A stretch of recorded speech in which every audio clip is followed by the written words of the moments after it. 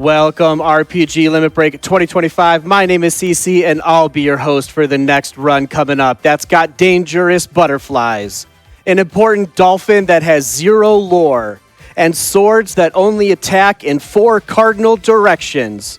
That's right, I'm talking about Crystalis, any percent glitchless, with your runner, TheAxeMan. Hello.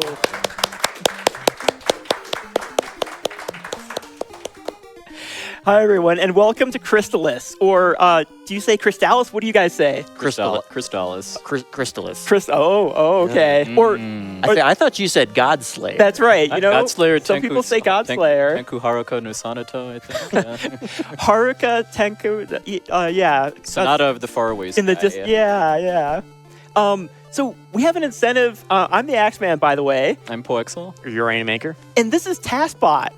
Thanks to Dwango for letting me, foster him for the week here. He's been having a lot of fun. So we have an incentive for our character's name. And what did that end up being? 1 second, one last refresh. Do you know how hard it is to host a game where no one can come to a conclusion on what the game's name is? It's so incredibly difficult. The last refresh, we are, of course, going to name it Larpus. Larpus. That is going to be the hero name of whatever game this is called. Okay.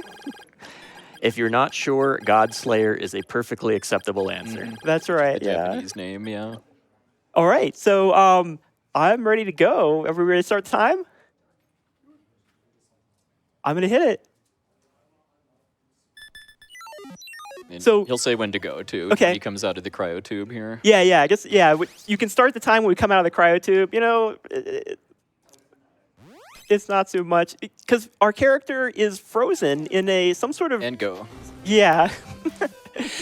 In some sort of, suspended animation state. And he comes out of this cryo tube, and now he can...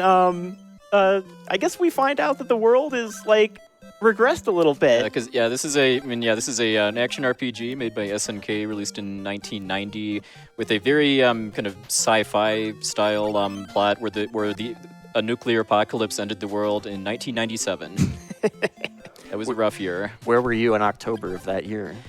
And you're playing as a kind of an amnesia hero who just recently came out of kind of suspended animation in a cryo tube, and very quickly thrust into kind of a rebellion against an evil empire called the Dragonian Empire. And kind of the combat in this game is themed really heavily around 4 elemental swords. The first of which we immediately got, which is the Sword of Wind. And kind of the swords can be charged up as you acquire certain upgrades for them, and most of those end up being requirements in order to kind of make certain types of progress in the game. But another really, really important thing about this game too is the leveling system, because you start out at level 1 like in most RPGs, and the max level is 16. But every enemy and boss in this game has a minimum level that your character needs to be at in order to cause any kind of damage at all, even if you're using their elemental weakness. So a huge part of speedrunning this game is about optimizing leveling up to kind of hit the level targets that you need for required combat right before. Yeah, this will not be a pacifist run. We're going to kill almost everything that we see. If it moves and we can hurt it, we will kill it. Yeah, as much as possible, you want to try and kill stuff on the way to wherever you're going, but unfortunately, that's not enough to get the minimum that you need. Like here's an example of a grinding session right here. This is a pretty cool one too, just because he's using kind of a set of buffered inputs when he's coming out of this cave in order to, I think in 3 out of 4 RNG paths, depending on where that slime moves, he's able to just immediately stab it and kill it, and then go back in to respawn it. Yep. There's a 1 out of 4 chance that it moves up and then hits him, Yeah. but that's just kind of a calculated risk. Yeah, that's one reason why the task strategies for this game are extremely unrealistic for a real-time run. And Axeman did the tasks, That's so right, he knows yeah. exactly how hard they are. Yep. Yeah, I made the task, and I discovered several of these glitches. Well, the glitches that we're not using, because this is a glitchless run. Yeah, I believe the first time glitchless in this game has ever been seen at a in-person event. Too. Yeah, Dragon Dark and I did a race of this back in 2013, and we used some glitches, but I don't remember. There's been quite a few discoveries since then. Yeah, and the last time this was in RPG Limit Break in 2019 was like within days after some new glitches had been discovered. Yeah, wasn't Dragon Dark rerouting it in the practice room or something? Yeah, the night before. That's right, yeah. Yeah. Okay, so so we're in the cave to Bryn Mawr here. They're into the first real dungeon. X-Man wanted to hit level 2 before entering the cave, and then he needs to hit level 3 before getting to the boss. And then just for safety, largely because this is both glitchless and a marathon run, he is picking up some extra items here because we're already past a point where he might have been using a glitch, which is the shop glitch. Because the shop system in this game is a little glitchy in that you're able to pay the price for a different item in the shop than what you actually want. And if you're doing a marathon run, you could kind of abuse that to get some extra healing items at the start of the game for less money than they normally cost. But since we can't do that, works out kind of nicely to go pick up some safety items and kill stuff to get experience too, because I mean we need to be level 3 in order to fight the vampire, the first boss. So we also need money because I can't use that glitch to. These orange or these red slimes here can poison you, and poison, especially in the early parts of the game, is a really big problem. Yeah, I don't think he has any antidote. Oh no, I do. Okay. So that's one of the safeties. I'm gonna pick up all the chests in this dungeon. And one of them was an antidote herb. Okay, I must have missed that. See, I've been playing nothing but randomizer for the last 5 months, so I have things in my head that are not true. Yeah, so hitting level 3 basically right before the boss room too. It's kind of all optimized around minimizing the amount of time you have to stop. So yeah, the vampire is a kind of a teleporting jerk here. It teleports around the room and throws bats at you, and just how much time you have to spend chasing it around affects kind of how fast the fight goes. That was decent. I mean, Vampire's nickname is Captain Telefrag. Yeah. There's actually a lot of improvisation because a lot of enemies despawn. So, it looks like I did it perfectly, but it's kind of like a ballroom dance where, they say that the pros actually mess up all the time. They just cover it up. And so, that's what I'm going for. Yeah, and then the main item he had to pick up before fighting the vampire too was the Ball of Wind, which is the first upgrade for the Sword of Wind, and that let him charge up to level 2, which you have to do to destroy certain types of walls and dungeons, like the one after the vampire. So we've got another kind of bit of grinding segment here as part of just progressing the route towards hitting levels we need when we actually start doing kind of story progress again. And this is probably a really good opportunity to talk about how enemy spawns work in this game, because that's something it's really important for the speed run and kind of different reasons than you'd normally expect too, because the way that most of the enemy spawns in this game work is that there's kind of these invisible spawn tiles that are kind of tied to a specific monster type, but the enemies will only spawn if that tile is off screen. So, and then there's a little bit of randomness too, as far as how many frames need to pass before the enemy spawns, and kind of your entry point into that. So, So X-Man is kind of trying to. He knows where these points are, and he's just scrolling them off screen and then waiting a little bit. And and there's a lot of randomness there too, as far as those orcs and the axes that they throw. Yeah, I think. We need to cut off the incentive. Oh yeah, did the. How are we doing? No need to cut it off because we met it. Woo! All right, Ski Free is happy to hear that because he just found out a way to get rich quick. And we just meet him in this bar, and he immediately walks out here. Mm-hmm. You'll find out why we call him Ski Free. Yeah, I think if you talk to the other person at the same table, they'd say what he's trying to do to get rich. But we'll get into that later. Yeah. All right, so X-Man's spending a bunch of the money he picked up to buy warp boots, which let you teleport to any town you've been to before. And this is another place where doing glitchless is quite a bit of a disadvantage over a glitch run, because we talked about that shop glitch, and then in that shop where you bought the warp boots, the 4th slot in that shop is empty because you can only buy 3 items there. And in that case, you could actually get warp boots for free. Yep, that's really important early in the glitched run, because you end up doing quite a lot of warping in this section especially. So something he picked up earlier was there was a statue hidden in the grass, and there was a guy named Akahana who had lost that statue, and for returning the statue, he gives you a gas mask, and that lets you get here. One thing I want to bring up is even for its time, this game's event triggers were incredibly arcane. Like, he went to Oak specifically because if you don't go to Oak, the place he's about to go once he's done with his grinding, there's somebody there who is not there if you don't go to Oak. The game doesn't ever tell you this. It doesn't even ever hint at it. You just need to wander around until you luck into it, basically. Yeah. And when he walked into Oak, too, he actually had to take a few steps forward in order to actually unlock Oak for teleporting to later, too. So it triggers this fight. Realistically, a human probably won't be able to do this until the third round. I believe the task can do it on the first round. That's right.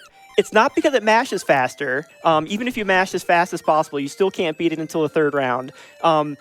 The reason why the task can do it is because it kind of jukes left and right, and there's like a small 1 or 2 pixels on each side.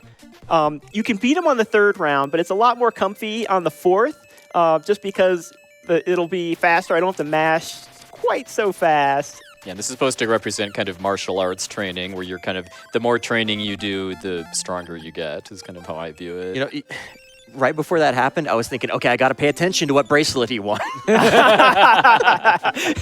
Because it might be important later, but this isn't the Ranto yet. Yep, that's right. So doing that training gives us the telepathy spell, which the main kind of story purpose of that is that it lets us communicate with people that aren't human, like these dwarves that live in this town You here. can't actually cast it.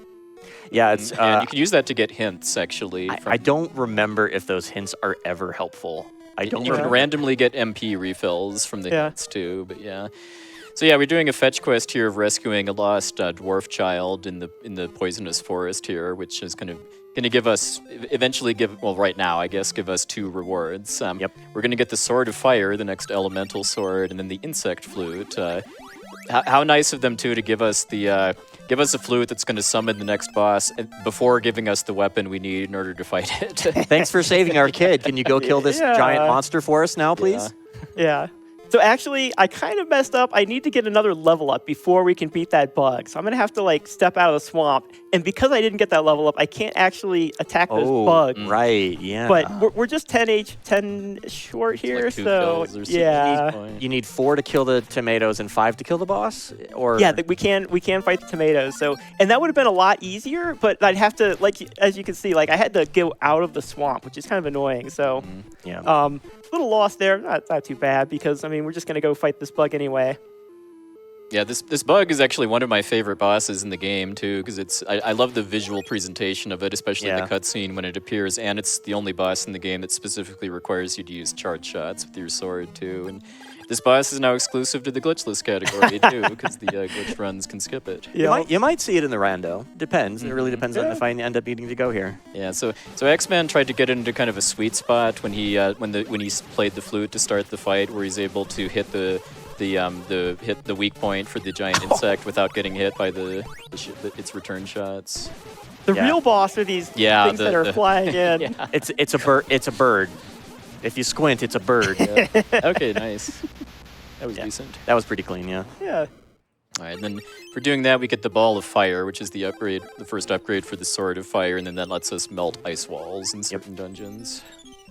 Yeah, I remember actually getting stuck here for quite a while as a kid, and the thing I was missing was finding the dwarf child. Yep.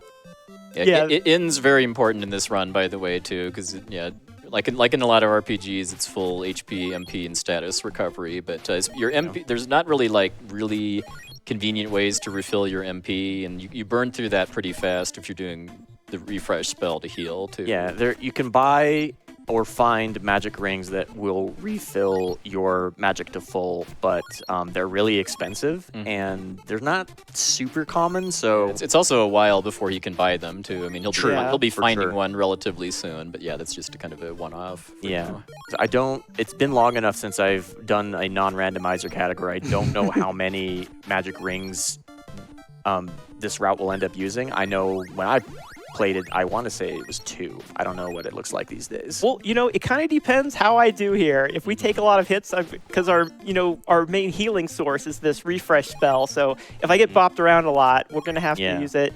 Another thing that can do it, so pretty soon I'm going to get a teleport spell, and that's going to replace our work boots. And if I end up in a spot where I have to teleport and I don't have enough MP, we're going to have to pop the ring to get our MP back. Well, are you going to hold on to a Fruit of Power then, or? No. I'll just. Fruits of Power will give you a small amount of HP or MP back. I want to say it's 48. Something like that. So they're not buffed, of course, in.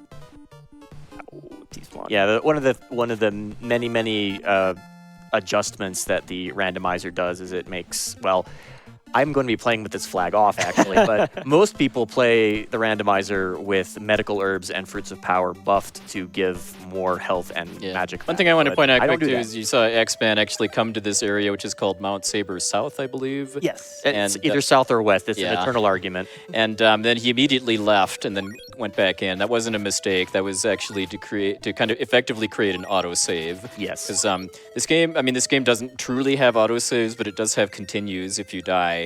And if any time that you enter an area that you can save the game, do a hard save, basically to your save file in your cartridge, that'll become your next continue point if you die. So you don't actually have to break that wall? You only have to touch it? No, that's another precise trigger there. For some reason, I always thought you had to blow it up before it would. No. All right. Well, good to know if I ever pick this back up when again. I used to run this. Yeah. Oh, yeah. Yeah, it's another one of those really kind of obtuse event triggers we were talking about. So the thing is once you blow that up, Zebu gives you a hint that you need to go back to the first town because everybody's been kidnapped. It doesn't really explain why you need to do that, though, and if you haven't done it, something will block you later on. And it doesn't really tell you why. Yeah, they're also probably assuming that once you have the ball of fire, you're going to go back and start melting ice walls. That you need it for, and that's the first one. Yeah, one of the other things that got me stuck as a kid was there's a couple of event triggers that we won't see because obviously he'll just get the things that we need. It just tells you something like you don't have enough power to go here yet, which sounds like, I need to level up. So I grounded like level 10, hoping that I could get through, and it was not very clear what it was I needed to do.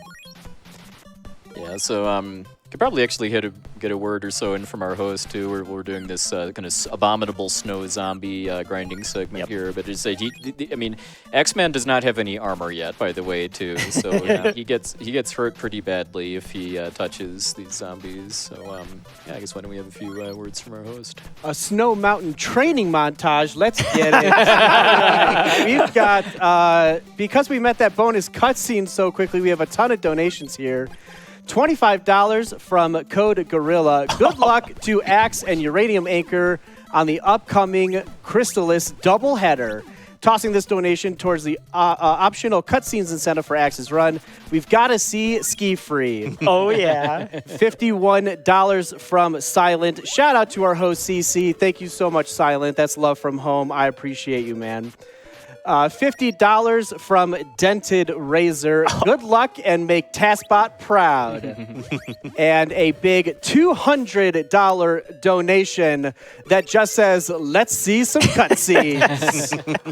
Awesome. Yeah, so X-Man just got the Tornado Bracelet, which is the third and final upgrade. Like every sword has a ball and then a bracelet in order to let you do the final charge level. You're not really going to be seeing a lot of level 3 charging because that actually costs MP, so it's something we kind of reserved for very specific uses. And then now that he has that, which is going to eventually become a story requirement, X-Man teleported back to Bryn Mawr to buy some armor upgrades, which is it's a bit of a detour for safety, but it's going to help a lot, especially against the next boss. Let's equip that armor. Yeah, so the Tornado Bracelet, you need to have it for this next NPC. He tells you to bring it to him. He doesn't tell you where it is. He just tells you to bring it to him. And also good luck finding him, because he's kind of in a maze. One thing that I cannot say about this game is that the maps are easy to read. Yeah, they look. The caves in this game look very, very samey and repetitive. Yeah. But yeah, so once you bring him the tornado bracelet, he teaches you the teleport spell, which is one of the things you need in order to get past the event triggers to go up to Saber North. It does not tell you this. It just tells you don't have enough power to go here yet, or something along those lines. You're seeing X-Man having to swap back to the Wind Sword, even though it's actually a little weaker for stats, just because there are certain enemies in this game that are just totally immune to certain elements. So just having really clean and optimized like sword and menu swaps is something that goes a long way towards getting fast times in this game. Yeah, inventory management is key. There's also some cases where he's just walking around enemies instead of killing them, just because it's not really worth menuing to swap to the sword you need in order to hurt them. Yep. The spiders are worth a little bit more experience, so. Yeah, and I know that there's certain enemies that I just ignore in the randomizer because the scaling tends to be really miserable on them. I don't know if that's true of any enemies in this run, other than, not worth stopping to kill them, but I do know the randomizer has a couple of enemies that are almost certainly just going to be ignored if they show up.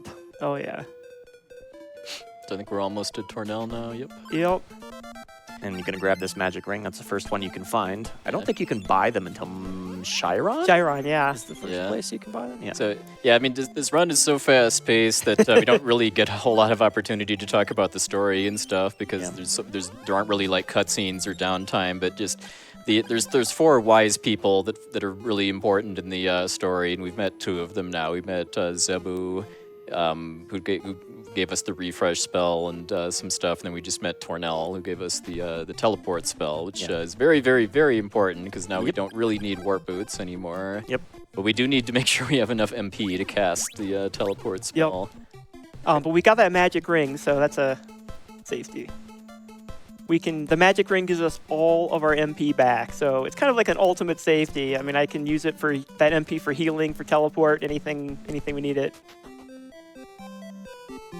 So this mountain, the entrance to this mountain was kind of the big plot cut point, and and here we have Ski Free. So he had a dream to strike it rich, but apparently he was kidnapped by the evil empire. And it was all a scam, the get rich scheme. And so, they were looking for workers. Yep. And I just jump over the guards to get past them. And then also just the stuff we did in order to get in here is fairly different than in a glitched run too, because there's kind of 2 different story events that have to happen before you to be able to enter this place called Mount Saber North, and like if you're using glitches, you can actually skip both of them, which translates into skipping the teleport spell too. But which has some issues of its own. Yeah. When he went back to the first town and talked to that rabbit, that is the thing you need to do for it to let you into the mountain. It doesn't tell you that. It doesn't give you a hint that that's what you need to do. Even when you do it, you don't know that that's what it did. It just says, you don't have enough power, come back. But I don't know if that was a translation issue potentially, but it's not very clear. Some of the stuff may have been in the manual too, just because this game definitely came from an era where players were expected to read the manual. I got this game when it was new, and I don't remember anything like that. I feel like I would have, but I don't know. Who knows? Yeah, because a lot of manuals for this had like a list of all of the items and stuff in the game, and maybe little hints on where to find them. That definitely helped, but I feel like that thing in particular was still confusing. Yeah, so we got another grinding segment here too. This is one of the more creative ones too, is because it's using one of the best charge abilities in the game. Actually, the level 2 charge for the Sword of Fire, just because it gives you this long stream of fireballs that hits enemies, can kind of knock enemies back to get hit by it again, and it works out very conveniently to be able to kill both of these like land anemones or whatever they are. It's an NES game. I mean, like tentacle plants or something. I don't remember what the randomizer calls. Because unlike in the randomizer, there aren't really canon names for the monsters. I mean, honestly, half the names in the randomizer were inventions from the randomizer community. So who knows what they actually are? I don't remember what the randomizer calls them though. Yeah, so we could probably hear a little more from CC while we're doing this grind here. Did you say another mountain training montage? Oh yeah, these are my favorite. We've got $50 from BD Jeffy P, the far, far future of 1997. This post-apocalyptic world we're in is brutal. We've got $5.25 from the blind umpire. Best of luck to all the runners. Always love Limit Break, my favorite speedrunning event of the year. P.S. puwexil, it's canon that Luca hugs Chrono. We'll see on Saturday. I happen to agree with that donor. And $50 from Jeff in your best French. Okay, I've been playing a lot of Expedition 33, so I think I can do this one. Tu es mon ami. Huh? Did I? No? Okay. All right. You are my friend. Okay. Yeah. Hello from the Dragon Warrior Randomizer community. All right. So now now that we've hit level 7, which is what we need in order to damage the next boss, we're just proceeding. And then these ice golems here just aren't really worth enough experience, and have a lot of health. So he's just skipping them, along with these Dragonian soldiers, which, in addition to he'd need to swap to the Sword of Wind, they're also pretty dangerous, too. Yeah. I think, so do you consider hopping in the air and killing them with the Wind Sword a glitch, then? No. Or do you just not like doing that strategy? I do, so, like, these guys, I won't fight. Okay. But when I get the, later on, I'll be doing some stabbing from the air. Okay. Yeah, because the strategy that I used when I speedrun this, a category like this. We got the least grateful rescue ever there, too. He can just stay here for all week. I also appreciate how the key to the prison here was locked in a cell with prisoners. Well, to be fair, it's not that they expected the prisoners to be able to break ice walls. So True. Who knows? Yeah. But yeah, one of the strategies for leveling up here is if you're jumping in the air with the rabbit boots, you can stab enemies, but they can't hit you with melee attacks. They can still hit you with ranged attacks, and so it actually makes these soldiers I've not never really as thought of bad. that as a glitch personally, because it's in like Link's Awakening and other games. Yeah, but it's still not flawless. Okay. And oh yeah. Yeah, so we've got, this is General Kelbesk, the first kind of the 4 generals of the evil Dragonian Empire. well. That was really, really good. Yeah. Kelbesk is a brutal fight, especially if you haven't gotten any safety armor too, because I know the way Dragon Dark always used to explain it is that you lose every war of attrition if the fight drags out. If he decides, he will just wear you down eventually. One of his nicknames is General Linebacker, and it's because if he decides he wants to tackle you, he will, and you cannot stop him. He will pin you in the corner, and you will die. And thankfully that didn't happen. Yeah, because his movement and his attack pattern are pretty random, and for a lot of the boss fights in this game, even though the way you're kind of meant to play this game is using the charge abilities of the swords, for a lot of the bosses it works out to be a lot faster to just stab them to death with the regular stab of the sword. Not just the bosses, almost everything. It's faster to stab them. Yeah. Yep.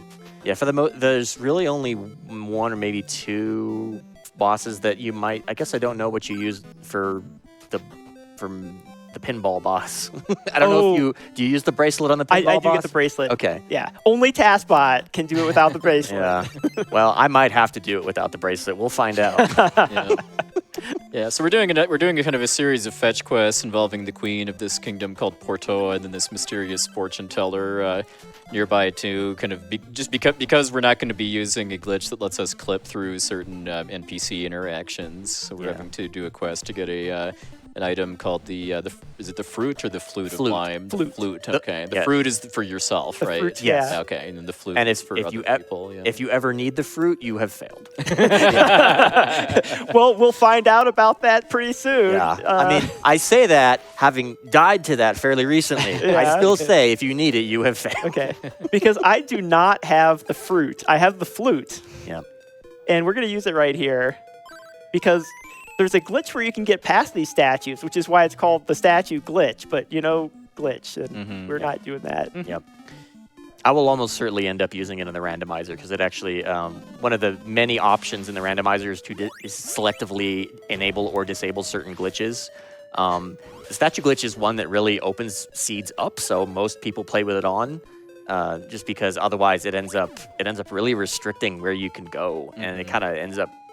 one of the many problems with randomizers is if you turn off too many things like that, a lot of seeds end up looking the same. Yeah. And the statue glitch is so simple and it opens up so much stuff that most people play with it on. Yeah, so we went into this waterfall cave to get the Sword of Water, the third sword, and we were having to kind of, X-Man was having to just do a lot of creative movement to avoid these Medusas because you can't hurt them without the Sword of Water. But now that we have that, now we're going to be using them for our next level grind. This is also where we're breaking out the recently acquired Paralysis spell, which is one that I just never really appreciated the use of playing this as a kid. Because these Medusas are pretty dangerous, both because just their movements are random, but they can also they can turn you to stone, which just prevents you from moving and is often a death sentence. Yeah, if I get turned to stone, I'm probably going to die because I don't have that Fruit of Lime. Yeah. Also, it's worth calling out, too, that this technique he's doing where he's kind of pushing the enemies forward as he moves, that is way harder to do than it looks, too. Yeah, there's a lot of nuance to how the hitbox for your sword works when you swing it in this game. That where he's not just mashing. There's a very particular rhythm he's doing to swing his sword with hitting the enemy, but not then just walking into it and taking damage. Yeah, I guess I don't know if you do like the fastest mash possible and run forward. I don't remember if that is a safe strategy or not. It's only about 7 frames. Oh, and it's not, because there are a few frames where your sword is not out. Okay. So yeah, I don't ever try that, and that's probably why, because it never felt safe, but I wasn't sure if it was one of those things that you could ever actually get good enough at that it is reliable. But it sounds like the answer is no. So good to know. So depending on how this grind goes to, X-Man might need to break out that magic ring he got and Mount Saber too, just because... because he's using magic for the paralysis spell in order to kill these Medusas a lot faster and safer, but he also needs to have 20 MP left at the end to teleport out. Yeah, it's been a while since I've played the normal. Oh, okay. Well, I was about to ask, how much longer are you going to be going? I don't remember. Yeah, so we'll get the rest on the way.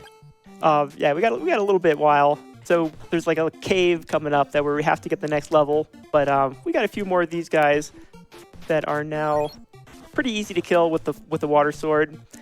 Each sword has increasing attack power, so like if enemies are vulnerable to more than one sword, I want to use the most recent one because it's going to be the strongest. Yeah, I can't think of too many situations where you're using anything less than the second best sword. I don't know if that ever comes up for a given situation. Time for bonus cutscene here. Oh, that's right, yeah. So here's our next bonus cutscene. So this is skippable because it doesn't trigger anything, but it's sort of this answering machine. Misha is kind of like our female counterpart heroine. And, if we were playing the glitched run, you wouldn't meet her until the very end of the game, and it'd be like, oh, who is she? Yeah, because she shows up during a boss fight, too, that you skip and glitched. So it's like, who are you? I also really like how that merman NPC, or whatever it is, that gave us the ball of water is named Rage, too. Like, you'd think that'd be the name of a boss or a villain or something, but nope, it's just a... He's so awesome. He's a merman that comes out of the water, and it's like he's pretty well drawn, too.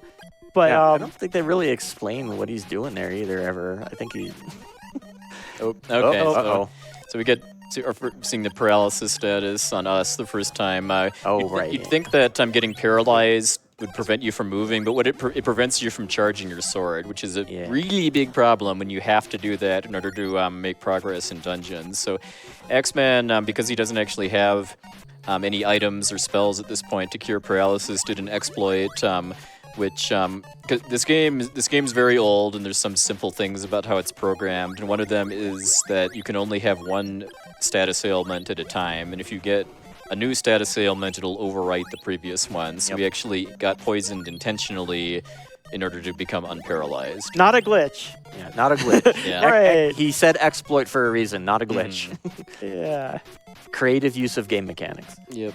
But yeah, at this point, this cave is short enough, and he's got enough magic that generally it's pretty safe to just deal with the poison until you get to the end of this cave. And just to optimize menuing, he's taking advantage of the fact too that once he has the bracelet for his sword, he doesn't need to actually equip it in order to use the level 2 charge shot for it. Yeah, the level 2 charge shot is what lets you break walls. The water sword will also let you build ice bridges, which we did in order to have to get to that cave.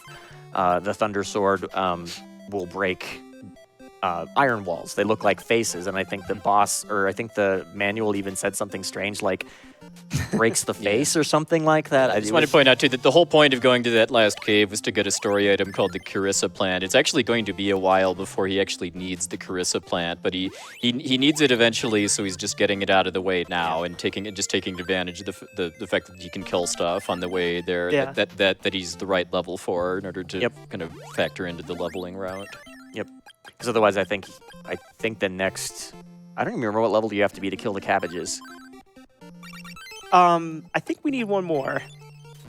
Yeah. Yep. So then, so we kind of found out that the fortune teller and the queen of Porto are one and the same, and that's actually the third wise person. I think her name is Asina or something like that. Athena, Yeah. Probably like Athena. Oh, it absolutely is because another SNK game.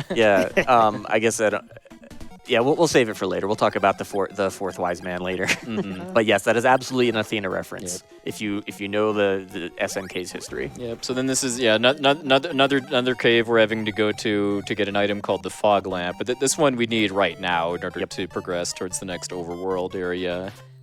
Yeah, and one of the reasons why he talked to the queen first is the queen gave him the recover spell, which he hopefully won't need, but good chance he will. Yeah. Because this cave sucks. Yeah, recover will cure all status conditions in the game except for a very, very special one that may occur late game. Yeah. But, this cave is long. If you get poisoned or paralyzed, it can be a real problem. And if you don't have recover, then you have limited options for dealing with it. Why'd you do that? Cover Mimi's eyes, quick. So that's a mimic. I mean, I love the animation of the chest just attacking you when you approach it. But yeah, he did that intentionally because mimics are the highest money award for a fight in the game. It's like $500 or something. Yeah, that's even true in the randomizer. If you are short on money and find a mimic and you can kill it in a randomizer, then you kill it a couple of times because they tend to drop a lot of money. Mm-hmm. So. Yeah, and then also he used just a regular healing medical herb in order to heal an injured dolphin in the kind of the tunnel under Portoa. Yep. After he talked to the queen, that's to get another required item called the shell flute. Like you need both the fog lamp and the shell flute in order to progress towards the Angry Seas, the next overworld area. Yeah, the event triggers on that are a little twisted. You can't actually use the shell flute until you've taken the boat out to the beach. But you can't take the boat out to the beach until you've got the fog lamp. But the guy who wants the fog lamp won't show up until you have the shell flute. Yeah, even though TheAxeMan has the recover spell at this point, it actually costs a lot of MP. So if he used that, he would not have enough MP to teleport out of here. I think he does still have his safety magic ring. I do, yeah. He's almost done here. I think this is the last room. Yeah. But yeah, he did that trick again of getting poisoned intentionally. Yeah. Okay. So yeah, he's good. He just needs to grab the fog lamp and he can get out of here. Yeah, shoutouts to being able to teleport out of dungeons in this game, by the way, too. Yeah, it's real nice. Kind of different than like the Dragon Warrior games and stuff. Well, in Dragon Warrior, you just need 2 spells instead of 1, but yeah. Mm-hmm. All right, so now he's gonna buy armor. If I could. Safety armor. Yep. So this is my next safety. It's one reason why I beat the Mimic was because makes sense. It gave me plenty of money to make sure I have enough to buy this. Yeah, probably worth pointing out too that you have 2 defense stats in this game too, like armor, which protects against like contact damage, and then shields, which are projectile damage. So yeah, they're upgrading both of those. There's a couple of things that you would think would be classified as contact damage, but are in fact projectiles, and it's not a huge deal, but it's one of those things that kind of surprises you, especially in the randomizer when, wow, that did a ton of damage because you have armor but no shield. Yeah, so he's just entering Joel in order to add it to his warp list. Which is a trigger. And then he did a very, very... Because, the reason you need the fog lamp is to take that boat into the Angry Seas, and then you need the shell flute in order to summon the dolphin to be your very speedy transportation here. And a very, very important thing that he just did, too, is to unequip the shell flute. Because, it's for a really silly reason, too, because we're about to do... We're about to do our next level grind segment. Hello, cabbages. And then there's just an oddity of the programming where if you have the shell flute equipped, like normally if you'd use it in an area where you can't summon the dolphin, you get like a sound and then a error message. But if you are riding the dolphin, some of that code still executes, and that will cause a lag frame. Yeah. And it happens every time you swing your sword, and you're seeing how much sword swinging he's doing here. Yeah. So that is related to one of the glitches that lets you skip into Saber North. There are event triggers where if you can trigger the error screen on the same frame where you trigger the event trigger, the event trigger won't actually stop you, and so you can just go straight through it.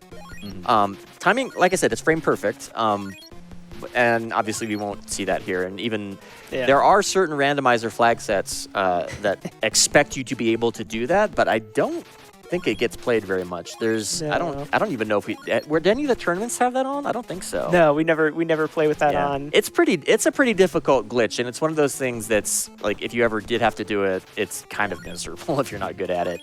Yeah, so yeah, there's different schools of thought on how to do this grinding segment here too, because these like cabbages, turtles, jellyfish. I guess again it's an NES game. Use your imagination. Like some people just kill the first two and then leave to kind of respawn them faster, and then TheAxeMan is just killing all of them before coming back. And there's just it's probably more of just a preference thing than. I don't remember if anybody timed it, but my personal preference is to kill the first two, then leave, and then come back. I feel like it's pretty much the same. Yeah, so kind of depends how fast. So CC, how do you feel about aquatic training montages? I love dolphin training montages. I just don't understand why he's here. Like, what is the lore of the dolphin? Oh my goodness. Okay, $12 from KR Shush. That just says heart to you, KR Shush. And then we have $10 from Mattia Griffin.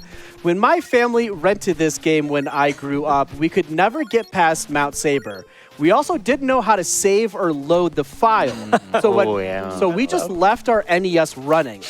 When we showed the game to our neighbors, we let their son try the game, only for him to reset the game by turning the power off. Oh, no. We thought we lost the file forever and never rented Crystalis again.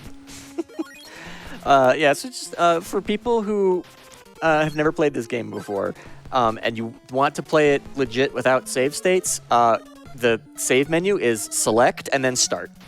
Yeah, you have menus embedded in other menus, basically. All right, so then we're going through this tunnel to this place called Evil Spirit Island, which in a like a non-100% run that's glitched, you would actually skip this completely because there's a glitch involving the rabbit boots that you can use to kind of effectively get early access to the flight spell and then just fly past the barriers that block you off. But since we're doing this glitchless, we're kind of doing a couple of different things here. Like we remember there was that girl named I say Messia. What did you say, Misha? Or I guess there's numerous ways to pronounce her name, but she's kind of another person that recently awoke from cryogenic suspension, kind of like we did, and left a message behind in her cryotube, and we're coming to rescue her from Sibera, who's the second of the generals of the Dragonian Empire. Yeah, one of the Tetrarchy, or however you pronounce that word, I don't actually know. And then I've only ever seen it written out. But in addition to trying to rescue Messia, we're also trying to get to calm the angry seas, just because we're blocked off from moving on to the next area by a bunch of whirlpools, and there's some stuff we need to do in order to get past that. One way you could also pronounce it is Messiah. Mm-hmm. Oh, yeah. Which would be very fitting considering the situation that you're in. Yep. All right, so even though there's a lot of enemies here, it still works out faster to grind on the jellyfish than here too. Yeah. So we have basically a rematch with the vampire, the first boss, who is pretty much a push. I imagine he does have more health and some higher stats than the first vampire, but it's quite a bit easier, especially if you've already done the grinding that you need in order to fight Sibera. Yep. I want to say... Get a Fruit of Power there, which is just a weaker version of the magic ring. Yeah. I want to say this only matters for the randomizer, really, but I want to say the first vampire is vulnerable to all 4 swords, but that one, for some reason, you can't kill with the fire sword, I think? That's right. Yeah.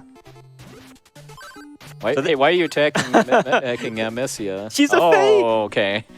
Because that's Sabera in disguise, and she kind of tries to troll you into going up into the next room where the real Messia is, but then you're locked in and have to start the dungeon over again. More or less, yeah. Okay. Arguably, that's one of the cutscenes you could have shown off, but it also would waste a ton of time to show it do off. this dungeon twice, effectively.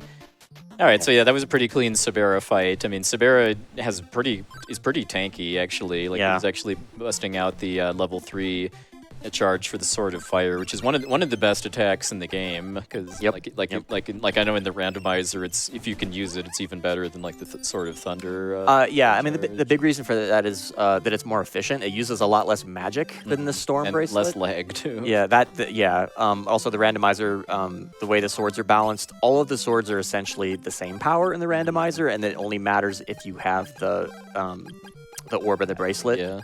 And in the vanilla game, it's also it's themed too that each of the generals is only weak to one of the swords too. Like Kelbask is the wind sword, Sabera is the fire sword.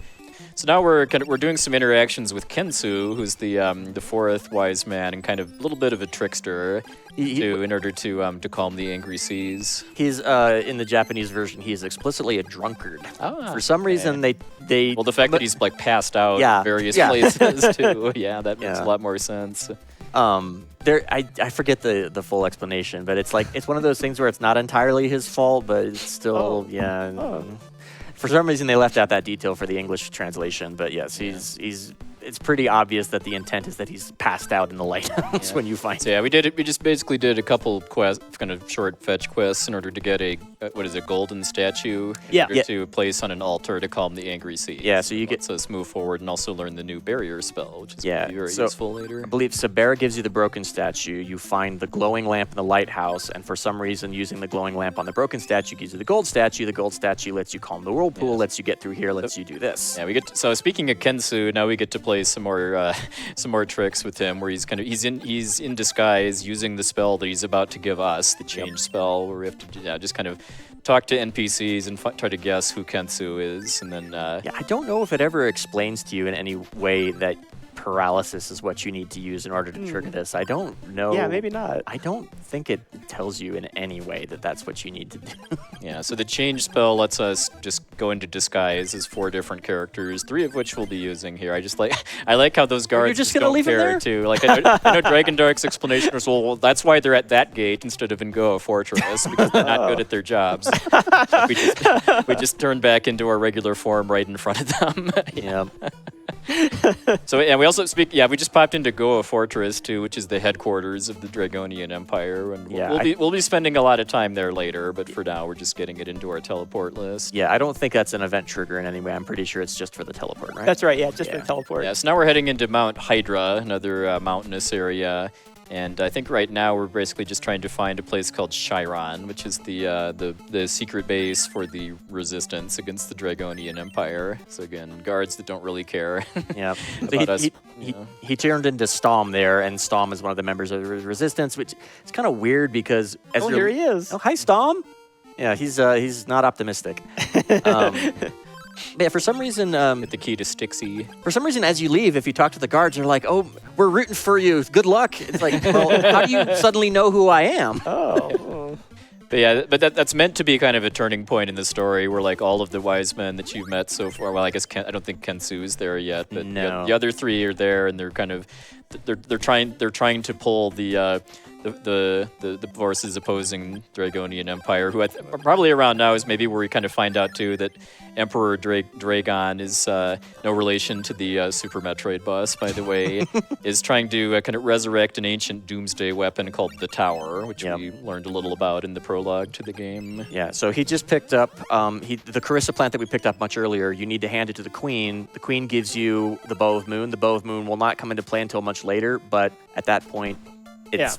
you also want the Blizzard Bracelet for the next boss you're about to fight. Yeah, Blizzard Bracelet you could skip, but it's just such a minor detour, and it helps so much against the next general we're fighting that you're always going to get it, even if you're trying to really, really, really optimize the run. Yeah. One thing I want to point out when you mentioned that Kensu doesn't show up, it's easy to miss. He's actually in Goa Fortress infiltrating it. Oh, that's right, yeah. He's standing there as a soldier, and you can talk to him, and he says, hey, it's Kensu, I'm about to go infiltrate the fortress. I think he disappears as soon as you find the Sword of Thunder, so he's very easy to miss. I don't remember if it's the Sword of Thunder or after you've killed Mate 01 where he disappears. Yeah. But it's one of those details that's really easy to miss, and it explains why he's not there in Chiron, because he's about to infiltrate the fortress. Yeah, but so then we were given an item called the Key to Styxy, as it's misspelled in the game. Styxy. Because the wise men basically know that the Sword of Thunder, because there's no Sword of Earth in this game, it's Thunder, is the fourth element, is in a dungeon on Mount Hydra called Styx. That's the reason we're going here, but there's a very, very special friend that we're about to make here. Hi, Bert. Hi, Bert. Not to toot my own horn, but I named this guy. Yep. I was there too, because that was actually at Crystals for Life, which is the a previous event that kind of eventually spawned RPG Limit Break over 10 years ago now, but.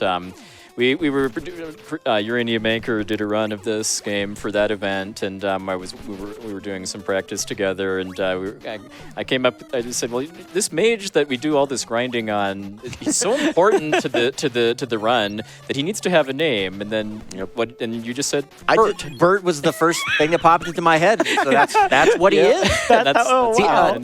Just to clarify, that's Bert with a U. He has a twin brother on the other side. That's Bert with an E. Their parents weren't very creative, but yeah, Bert grinding I know is something that TheAxeMan actually discovered when he did a tool-assisted speedrun of this 13 years ago, something like that. Yeah, quite a while ago, and I know at the time it was thought that this was probably not realistic to do, but in real time as from a speedrun instead of a TAS, but the idea, because we talked a long time ago about how most of the enemy spawns in this game are based on timers that kind of count down when there's invisible spawn triggers off screen, but Bert will kind of spawns immediately when you load the map. Yep. And it's worth pretty good experience. So we're just kind of constantly respawning Bert. But if we just walked through the door, we would just bump into Bert and take damage. So in order to not take damage, TheAxeMan is using the rabbit boots to jump over him. And the timing for this is, I mean, it's obviously easy enough to do in real time, but it is a bit harder than it looks, because you need to press A and then down like just a few frames later in order to trigger the screen transition properly and give you enough height to jump over Bert. The nice part is that if you can tell you've messed it up, all you have to do is hold up and you will just immediately leave the screen and not take any damage. So it's relatively safe. It's kind of funny that you used to think this was a TAS-only strat, because by the time I learned to speedrun at all, this was the strat. This is the only way. This is the only thing I ever learned. Yeah. So I guess Cece, how do you feel about Greek mythological training montages? I hate this one. This dude is just chilling here, and you're jumping over his head, killing him for like 4 minutes. Like, this dude didn't do anything. We have $50 with a message that says Crystalis, the game that explains the lore of baseball stars. And I just wanted to give a shout out to upcoming incentives. We've got the Noctis costume choice. Currently in the lead is Makote with $50, but you can also donate to the Choco Mog tee or the Noodle helmet, which is my personal choice. Don't forget the axe chest. Yeah. Oh, shoot. Sorry. Sorry. Oh, yeah. We also have Fight the Black Dragon in Dragon Quest XI. We need $1,100. We're at $260. And you can also name the hero. Currently in the lead, of course, is Larpus. Okay, so we found the Sword of Thunder, and then the wise men kind of pulled us back to Chiron to introduce us to Azteca, who's the leader of the Kensu's still here. Okay. Yeah.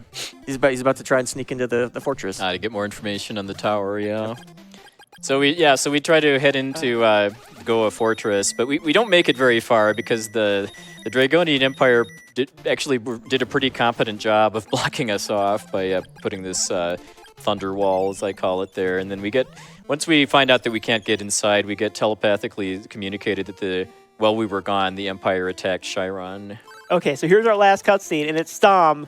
Everyone is sleeping when we come back to this town, absolutely. They're sleeping. And so let's see what happened. But it turns out that, after he talked, so if we hadn't talked to Stom, he could have just kept sleeping, but, We were rude and woke him up. Yeah. So now we made Mado or Mado, I've always said Mado personally, who's the third general, and he plays pinball with you. Yeah. He's got these fancy samurai swords that he doesn't actually use. He's pretty easy in this incarnation, especially if you have the Blizzard bracelet. The Blizzard bracelet. We will fight him again later, and he's much more dangerous. Quite a bit harder, yeah. Are you going to go get the power ring now? Yes. Okay. Mm-hmm. Yeah, this is one of those things that I don't remember if we ever timed it out, but it's really minor, and it makes the fortress a lot easier to go get this now. I can't. And you need it. I mean, you save so much time on the boss fights in the fortress. I can't imagine skipping this. Whatever. You do need it later because you cannot kill the penultimate boss without it. So you have to get it at some point. You may as well get it when it helps you. And of all of you've heard us kind of venting a little bit here and there about story triggers and stuff in this game. What we're about to do here is the worst of them all, in my opinion. Because there's basically there's an item called the Power Ring, and it's the whole point of going to this place called the Oasis Cave. The Power Ring it increases your attack power by a lot, and it's eventually going to become a hard requirement, like UA said, in order to damage the next to last boss. And there is really nothing in the game to tell you that you need this, to tell you where it is, or anything like that. You're just I've seen people just give up on this game because they can't figure out how to get past it. But in order to get the Power Ring, we need the Ball of Thunder, which we got from Mado 1, and getting it as early as we can is going to make a really big difference for the next round of bosses that we're going to be fighting, because the developers pretty clearly didn't intend for you to get the Power Ring this early. I get to equip it. Yep. You might have figured it out pretty quick. I don't know. Yep, when we get to Kalbesk. Yeah, so just a quick explanation of a couple of things about how this game statistics work. So your level is your base statistic for basically everything, your attack and both of your defenses. The sword adds either 1, 2, 4, or 8, depending on which sword it is. Armor and shield add a varying amount. I don't remember what the best ones do. I want to say it's like 20-ish or something. I can't remember off the top of my head. But then the Power Ring and there's a couple other items that also increase your armor and shield rating. You never use those in a speed run in practice, but they all use the same formula where they double your base defense or whatever. So in this case, every time Axe hits an enemy, he's doing 13 more damage than he would otherwise. We're about to see just how big of a deal that is on boss fights in this game, because now we're fighting Kalbesk again, he took a while. He had a pretty fast fight the first time, but watch this, and goodbye. Yep. That was like, what, 5 or 6 hits? Yeah, I think if I'm remembering the math correctly, he did 27 damage instead of 14 there. Something like, yeah. So it's a significant upgrade. So even though he had to go out of the way to go get that Power Ring, and it would be faster in theory to get it later with the flight spell because you can just jump over the rivers, it's not slow enough that it's not worth getting now. And even if it is, it makes this so much safer. Yeah. Oh yeah. So then so when the Empire attacked Chiron, they kidnapped the wise people too. So kind of the flow here is that we're fighting one of the generals for generally the second and final time until we get to the end, and then rescuing one of the wise people afterwards. So we just rescued Zebu there, and every time you rescue a wise person, they give you a full HP and MP refill too, which is nice. So we don't really need, because X-Man bought some magic rings at Chiron because that's both the first place you can buy them and also the cheapest too. But we shouldn't really need to dip into those at all here because of the refills we're getting. Yeah, and unfortunately, once everybody has gone to sleep in Chiron, you can't wake the shopkeeper back up. So. All right, so then Sabera too. Sabera has really high defense. Well, fortunately, she gave a really good pattern there to fly away. Yeah. Yeah, it's not I think it's not too bad to get her back under control, but she can do things. Yeah, and of all of the bosses here too, I think that's the one where the power ring makes the biggest difference. Oh, yes, yeah. in the randomizer, Sabera 2 especially can be a bit of a brick wall if you don't have too many offensive upgrades. We'll see. Honestly, I find her more annoying than Mado 2. Mado 2 is much more dangerous, but Sabera 2 is much more annoying. Yeah.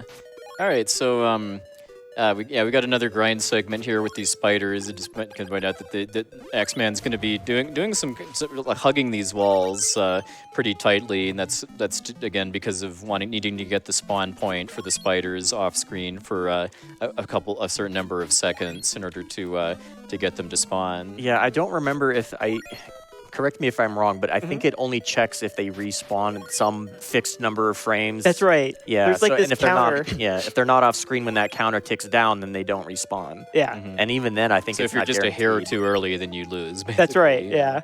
It's why I trying to tie back to what I said in the beginning about how it's the mechanics are complicated and not really for reasons that you'd expect to. Because generally in a game like this, if you know how to easily despawn enemies, you would want to do that so that you're having less enemies to worry about. But in this game, because you need to level up in order to kill the bosses, you want more enemies to spawn under kind of really optimized and controlled circumstances. Yeah, and if you were paying attention there, he just missed the spider spawn. It goes to show you just how precise this can be. But also, missing one spawn's not that big a deal. So you can also get despawns because of coins and because of enemy projectiles, because they can kind of use up that slot. Yeah.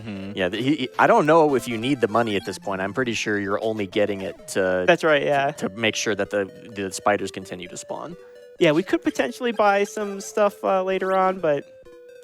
It's not at this point, all you really need is magic rings. Yeah. Yeah. I appreciate too. There's an item called the leather boots in this game that make you immune to spike floors and stuff, but you can just jump over them instead. Yeah. Which is what I always did as a kid. One of the things the Rando does is it changes those leather boots into speed boots. That find mod those is a big troll, by the way. Oh yeah, we call this the Hellway. Actually, this is. I just realized I play 2 different games that have a section called the Hellway. So it's not just games where you go on the ceiling that you like to. You also like games that have a Blaster Master has a section right at the end that we call the Hellway for entirely different reasons. A big part of why this floor is rough too is because if you're on those floaty platforms and then take damage, you will fall off. Or get paralyzed. Yeah, you will fall off and have to come back upstairs. If the butterfly dust hits you, it's so heavy it knocks you off the platform. Don't understand why, but yeah, it's super annoying. In fact, I'm pretty sure. This just triggered a deep memory. When I was doing Crystals for Life practice, I set what at the time was a world record for 100%, but I fell off. And it. Oh no.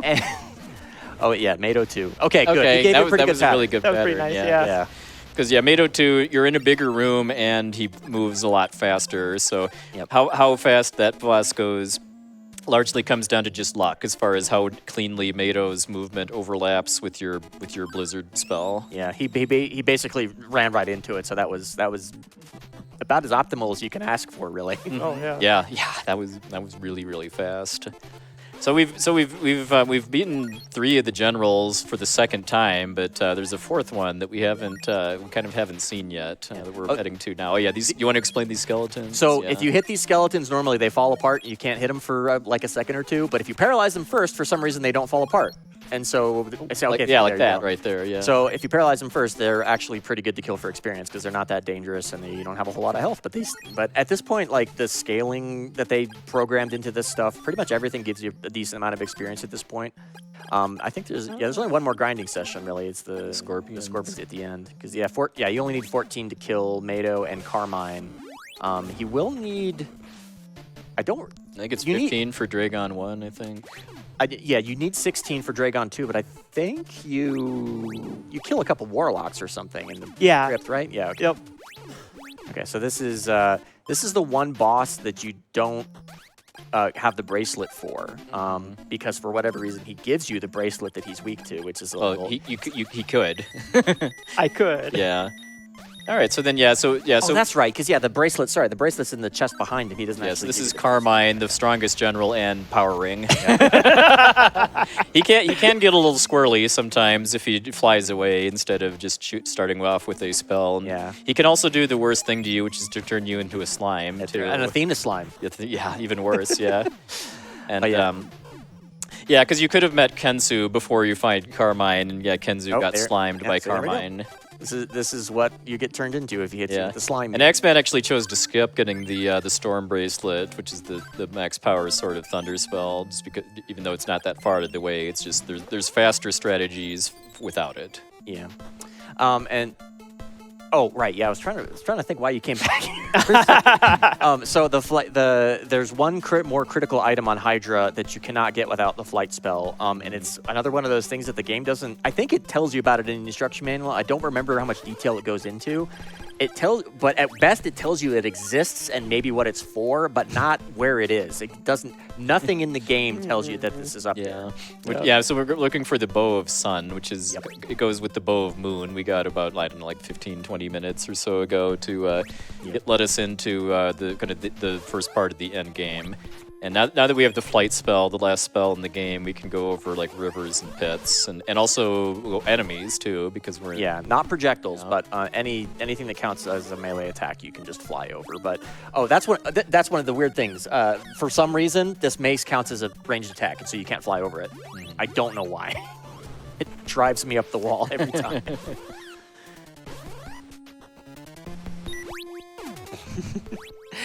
The bat is a melee attack, and so are the moths. Yeah, the moths they have pretty high damage scaling, so you probably won't bounce off of them. Actually, I guess I'm not sure if that's true in the normal run. It's definitely not true in the random. You need the flight spell specifically to get over that pit that's in front of the Bow of Sun. So you can, if you go exploring, you can at least see it's up here and that there's something up here, and maybe you'll come back for it later. But if you didn't happen to go exploring and you don't know it's up there, then too bad for you, I guess. Nice damage boost. Flight. Yeah. Menu boss is real. Yeah, because this is an NES game. You only have 2 face buttons and nothing else. So there's a lot of menuing just because of the limitations of the NES. All right, so is this where you're doing the last grind? Or after Sahara? Okay. We'll just go. I did wait a little bit to spawn them, so I'll have to grind. Those rabbits there, you could use the change spell again to meet. Is it Stom's or Akahana's rabbit? Stom's rabbit to get an item, but Alright, so grab some more magic rings since we're kind of really out of things to spend money on other than stuff like that at this point. There's no more shops. He's done. Yeah. It's our last shop. So this will be our last dedicated grinding segment where we're just going up and down to kill these scorpions and using the flight spell to not be able to be hurt by them. So, CC, how do you... Desert training how about desert training montages now? I love a desert training montage. I just wanted to let everyone know that you can donate to win prizes, and those prizes are locked after a certain run, like the custom Nintendo DS Lite, minimum $75 cumulative donation provided by Custom Game Boys. That is until Dark Lord, which could be this game because no one knows what this game actually is called. A Nintendo Switch 2 bundle, that is $200 for the entire marathon, provided by the RPG Limit Break staff. The Wooting 80H key keyboard, minimum $50 donation, provided by Sanjan. That's until Final Fantasy VII Rebirth.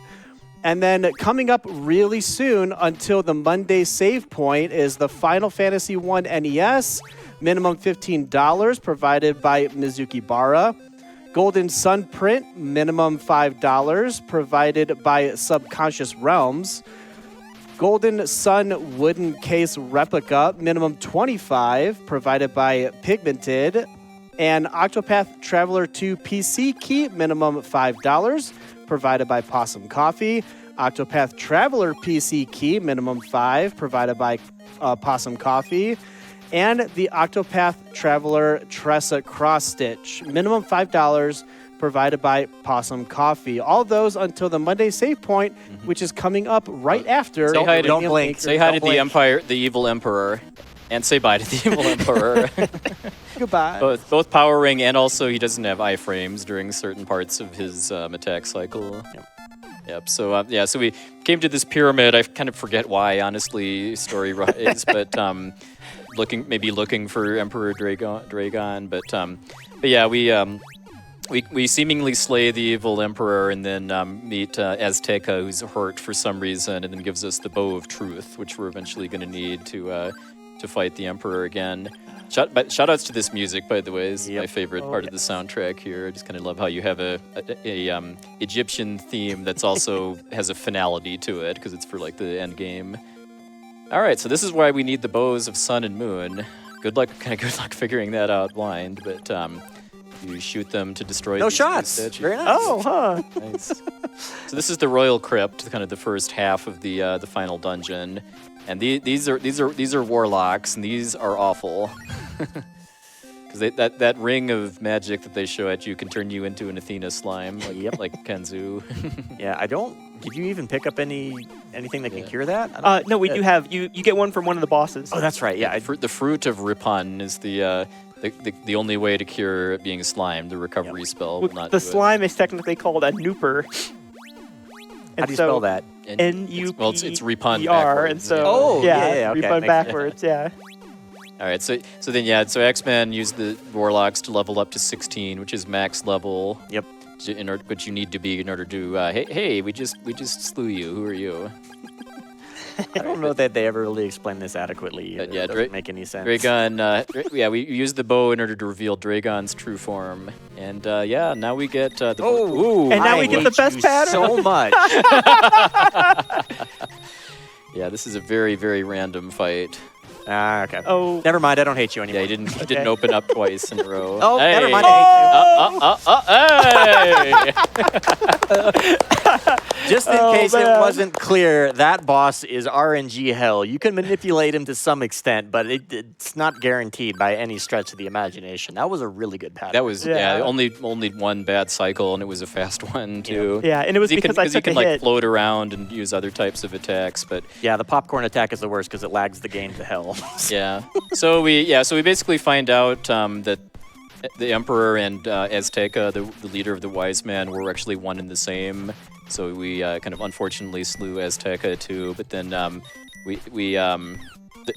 Wise Men pool their strength in order to let us into the tower. Now again, kind of an ancient doomsday weapon created to oppress evil forever. That's being misused by Dragon.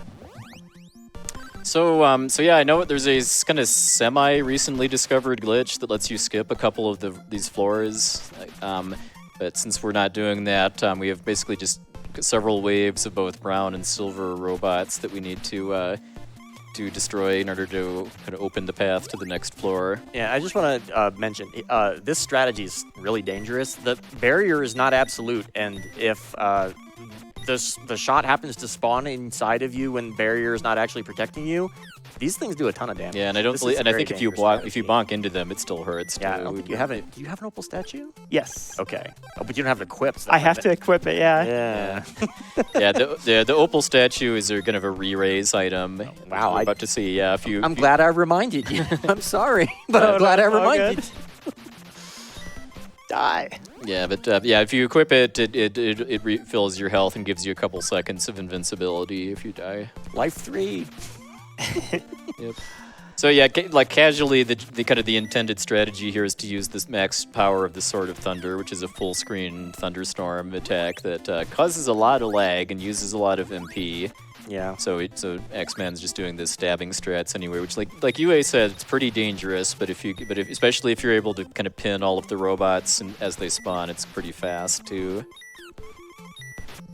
We're also we're also seeing a little bit of the passive buff of the Psycho armor, which is the best armor in the game that he got from Dragon 1, which actually heals you. Yeah. So I believe that name is a Japanese pun. I believe Psycho means best or something along those lines. Psycho. Yeah. But also it's a reference to another SNK game, Psycho Soldier, that happened to have Kensu and Athena in it. So we finally kind of meet Messia in person again. and she helps us. Get ready on time. Yeah. By the way. Oh, yeah. This is the final boss, Yeah. and it does not take long. Yep. And that was the final boss. Yeah, not time yet. Yeah, not so time time yet. will be when the screen fades to black. Sorry, yeah. Taskbot, but your robot brother here was. Yep, and time.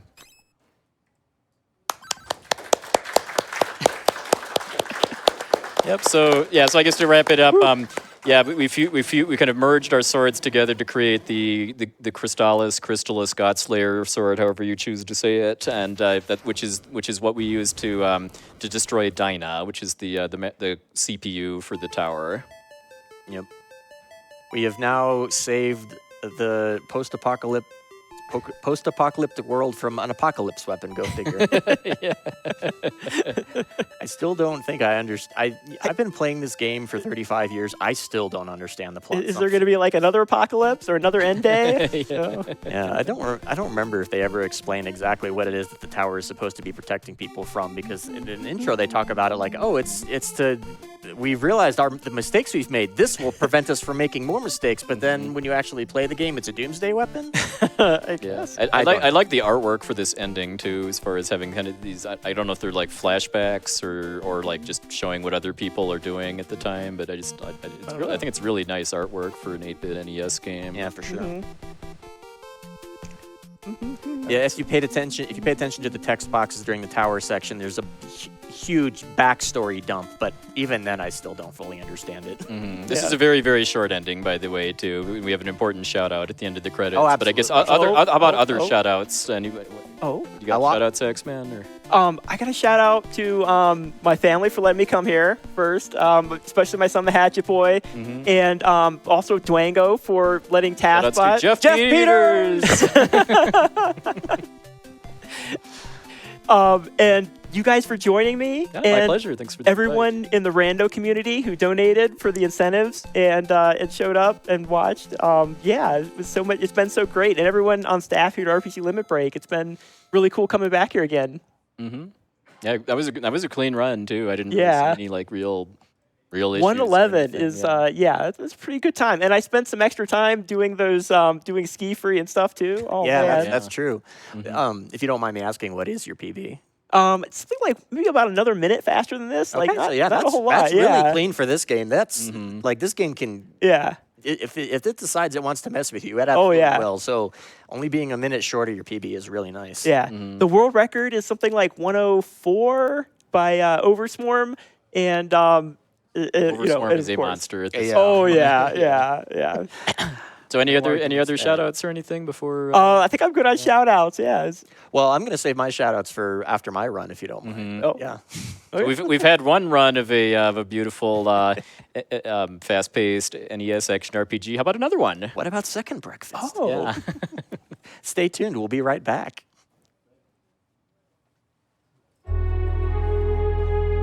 Amazing run, TheAxeMan. Well done. Let's cap it off with a $75 donation from Core Idrisil. Thank you so much. We are going to head right on over to some ads. Stick around. We'll be right back.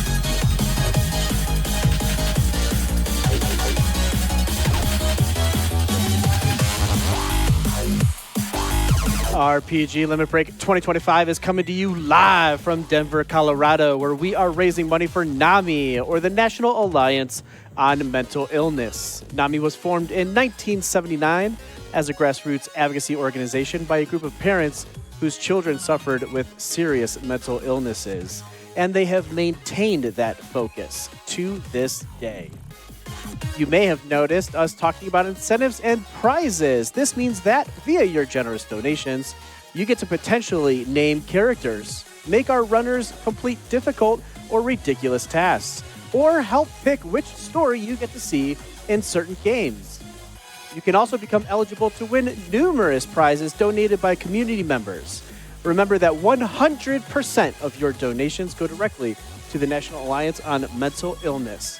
For more information, check the channel bio for a link to the 2025 tracker.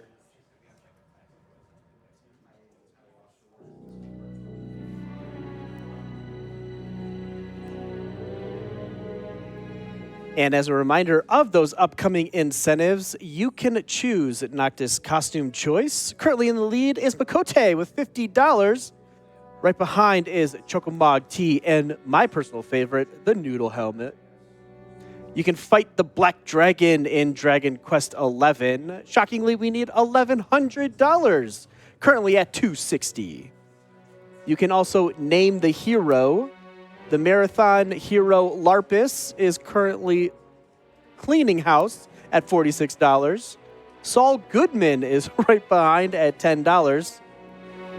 And you can also watch the best Puff Puff, but we need $1,100, and that's at $177.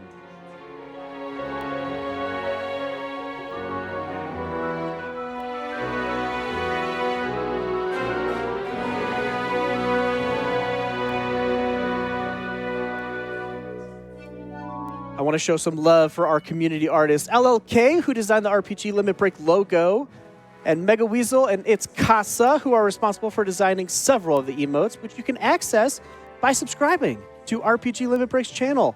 All revenue from subscriptions, bits, and the ads we run contribute to funding our annual marathons. And your support in this regard is critical in helping us put on these wonderful events year after year.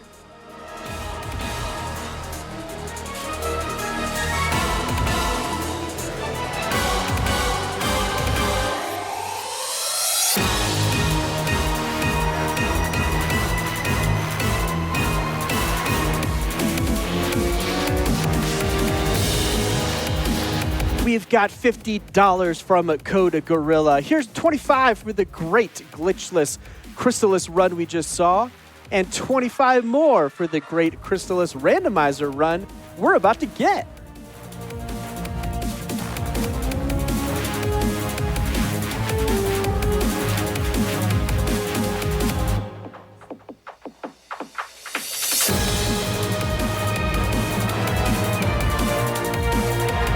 Our Monday save point is coming up right after this rando run. So just to remind you, get your donations in for the prizes. Tales of Zestiria figure set, minimum $5 by Shuffy. Octopath Traveler Tressa Cross Stitch, minimum $5 by Possum Coffee. Octopath Traveler PC Key, minimum $5 by Possum Coffee. And what about the second game? Yeah, that's minimum $5 donation provided by Possum Coffee up until the Monday save point, which is coming up right after our next run. We got the Golden Sun wooden case replica, which is gorgeous, by the way. Minimum $25 provided by Pigmented. We have a Golden Sun print provided by Subconscious Realms. And Final Fantasy I NES, minimum $15 provided by Mizuki Bara. Up until the Final Fantasy VII Rebirth run, you have to donate a minimum of $15 to win a Wooting 80HE keyboard provided by Sanjan. Thank you, Sanjan.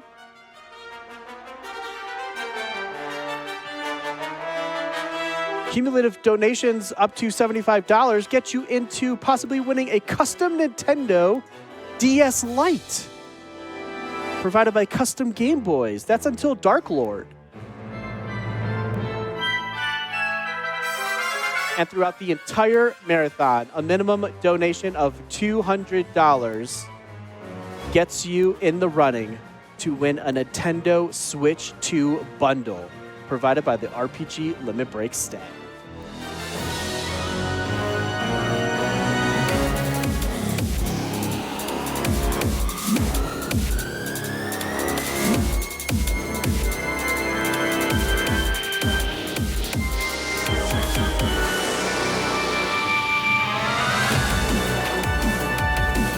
We want to send shout outs to the people involved in our foreign language restreams. Our French restream can be found at twitch.tv/Le French Restream, and our Japanese restream at twitch.tv/Japanese_restream.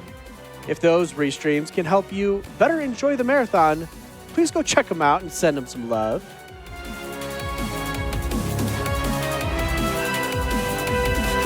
RPG Limit Break is incredibly grateful to LLK, a long-time contributor to GDQ Marathons, and the designer of our promo banners, attendee badges, and emotes. Check out her work at jazzaboo.com. That's JAZAABOO.com. Another artist that deserves special thanks is the one that worked on all of our overlays, Oro, who can be found on Twitter at OroLen. That's OUROLEN.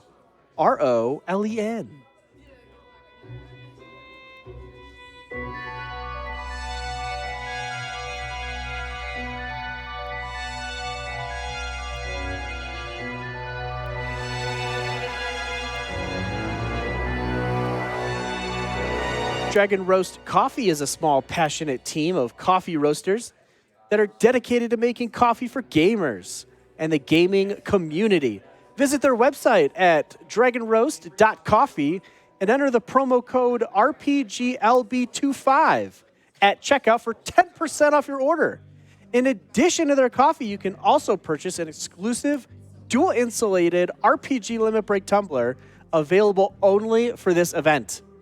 And the best part is that for all purchases made using that promo code, Dragon Roast will donate a portion of the proceeds to NAMI. So what are you waiting for?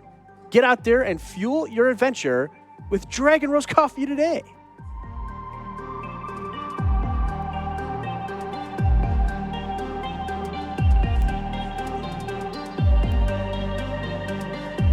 Exclusive RPG Limit Break and Tantrum merch is now live.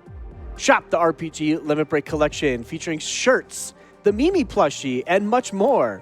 And what's better, Tantrum merch will donate up to $5 per item sold, excluding the Mimi plush, to the National Alliance on Mental Illness and its mission. Grab your gear now at tantrummerch.com/RPG Limit Break.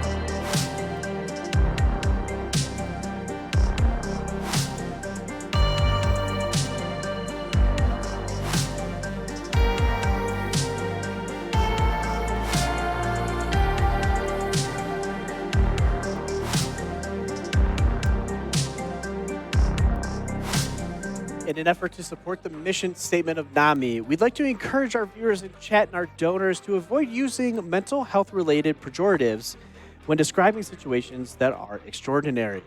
These include terms like crazy, insane, mental, nuts, bonkers, etc.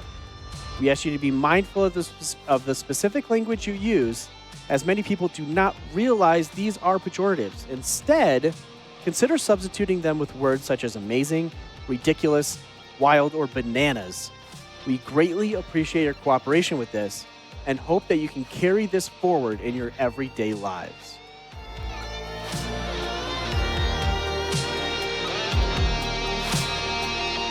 The NAMI Helpline is a free U.S.-based nationwide peer support service providing information, resource referrals, and support to people living with mental health conditions, their family members, caregivers, and mental health providers. The NAMI Helpline is available Monday through Friday from 10 a.m. to 10 p.m. Eastern Time via phone call, text, and live web chat. To reach the NAMI Helpline, please call 1-800-950-6264 or visit nami.org/help to access all NAMI Helpline resources and contact information.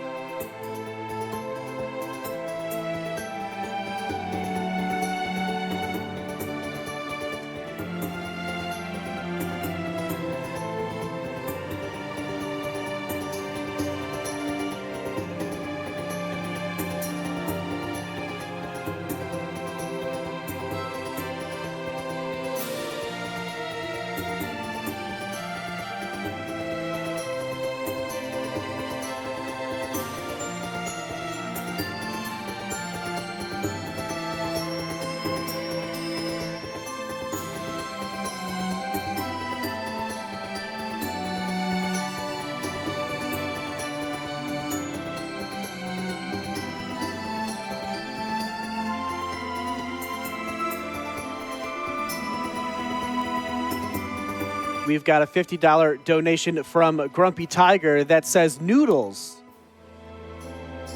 I'm hungry, Grumpy Tiger. Why are you doing that to me up here? I want some noodles.